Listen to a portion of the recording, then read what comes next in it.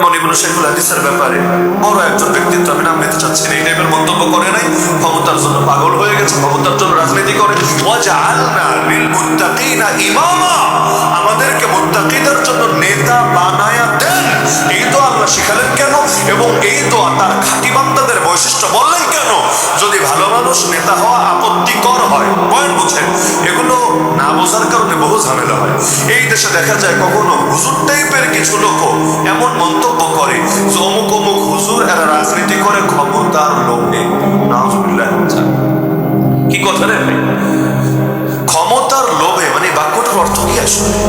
দেখা যাচ্ছে যেমন ইবনে শাইখুল হাদিসের ব্যাপারে বড় একজন ব্যক্তিত্ব, আমি নাম নিতে চাচ্ছি না, এই টাইপের মন্তব্য করে নাই।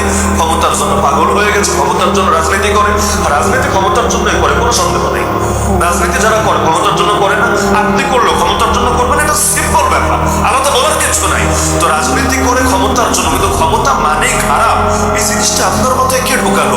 মানে ভালো মানুষ ক্ষমতায় যাবে নাকি? চোররা যাবে, ডাকাতরা যাবে, দুর্নীতিবাজরা যাবে, চাঁদাবাজরা যাবে, আরে লম্পটরা যাবে, লুচ্চারা যাবে, মানে যাবেটাকে হয়তো ভালো যাবে, না হলে খারাপ যাবে, অন্য কোনো অপশন তো নাই। যেমন মিশরে একসময় খারাপ লোক বাদশা ছিল, পরবর্তীতে ইউসুফ নবী নিজে বাদশা হয়েছে। অন্যায় অন্যায়, এমনকি প্রথম ধাপে কিন্তু চূড়ান্ত বাদশা হন নাই, প্রথমে এক খারাপ বাদশার অধীনে কিন্তু মন্ত্রী হয়েছে। ইতিহাস টানলে অনেক লম্বা হবে আলোচনা।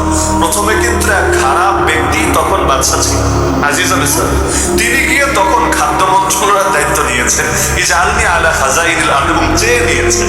তাকে কেউ অফার করে নাই, তিনি চেয়ে নিয়েছেন আমাকে দায়িত্ব দেন, রাষ্ট্রের কোষাগারের দায়িত্বটা আমাকে দেন, আমাকে দেন। কেন? আমার মধ্যে দুইটা যোগ্যতা আছে, ইন্নী হাফিজুন আলিম, ইন্নী হাফিজুন আলিম, আমি সবকিছু হেফাজত করব, মানে আমি আমানতদার, এবং আলিম, আমার মধ্যে জ্ঞান আছে, রাষ্ট্র পরিচালনা কিভাবে করতে হয় ওই জ্ঞানও আল্লাহ আমাকে দিয়েছে, আর আমার ভেতরে আমানত আছে। নেতা হতে চাইলে দুইটা গুণ লাগে, জ্ঞানও লাগবে, আমানতদারিও লাগবে। শুধু যদি জ্ঞান হয় এটা চলবে না, শুধু জ্ঞান হলে চলবে না। যেমন বাংলাদেশে দেখলাম নতুন আইন করেছে বা করতে যাচ্ছে, চেয়ারম্যান এবং মেয়র হতে চাইলেও স্নাতক পাস হতে হবে, অনার্স কমপ্লিট করে হতে হবে। এখন আইন যদি করে ফেলেও চিন্তার বিষয় হলো, অনার্স পাস করলেই সে জামানের হাসান মুসরি হবে, এই কথা তোমার কে বলেছে? এই দেশে যত বড় বড় দুর্নীতি বড় বড় শিক্ষিতরাই করেছে। অশিক্ষিত মানুষরা দুর্নীতি করলো 2-4 টাকার করেছে, উল্টাপাল্টা করলো 2-4 টাকার করেছে, ওরা এত কিছু খেতে পারে নাই, ওদের এত কিছু খাওয়ার যোগ্যতাই নাই। এই যে বিভিন্ন সেক্টরে যত পচা লোক আছে, আমি এদের নামও মুখে এনে আমার মুখারে মাইকারে মাহফিল নষ্ট করতে চাই না, এই যতগুলো বাটপার গুলো বিগত দিনে ধরা খেয়েছে এবং পুরো বাংলাদেশে ভাইরাল, ভাইরাল বুক মানে একম কইরা ভাইরাল। এই যে সবগুলোর মধ্যে অশিক্ষিত কয়টা, শিক্ষিত কয়টা আমাকে বলেন না।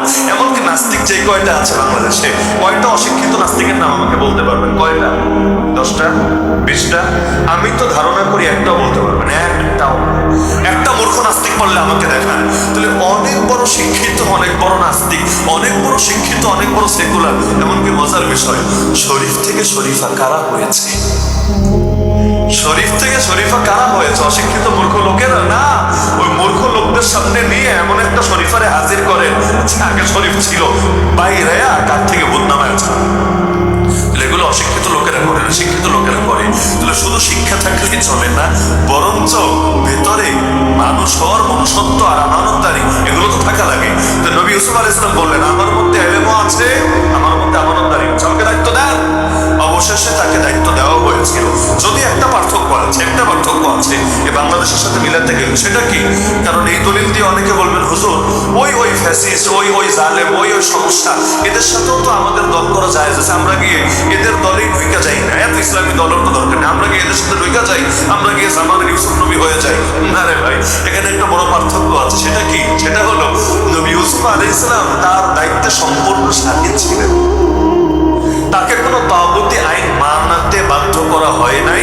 এবং একটা প্রমাণ আমি চ্যালেঞ্জ দিয়ে বলতে পারবো, একটা প্রমাণ, একটা জাল হাদিস দিও, সহিতবাদ, হাসানবাদ, জয়বাদ, একটা জাল হাদিস দিও কেউ প্রমাণ করতে পারবেন না যে তিনি কোনো কুফরি আইন, শিরকি আইন, তাগুতি আইন মেনে নিয়েছিলেন। পারবেন কেউ প্রমাণ দিতে?